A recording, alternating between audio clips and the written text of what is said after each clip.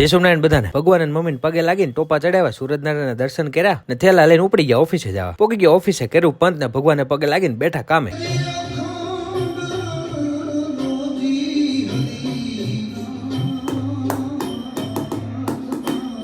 એક ભાઈએ virtual close trial platform બનાવ્યું, એના જરાક ટેસ્ટિંગમાં બેઠા. હવે આપણી વેબસાઇટની શકલો બદલતી દેખાય છે. ઓ ભાઈ, વાહ દોસ્ત વાહ. હતી પછી એક ઇન્ટરનલ મીટિંગ ઈ લીધી. ફૂલ સ્ટેક ડેવલપર સાંભળ્યું છે, પણ આ ન હોય એવું લે. આવ્યા પછી જરાક ડેવલપમેન્ટ વાળા સાહેબ પાસે ધંધા માર્કેટમાં આટો મારવો જોઈએ. क्या बात है सर, क्या बात है. બીજા દિવસે પૂજા પાઠ કર્યા ને ભગવાન અને મમ્મી લાગ્યા પગે. કાલે આ બેને આપી હતી, હવે આજે આ બેનો વારો. એક કે હેલ્મેટ વગરના નો દેખાય. હો બાકી હાલો, જેને જેવું જોયું ઉપાડો.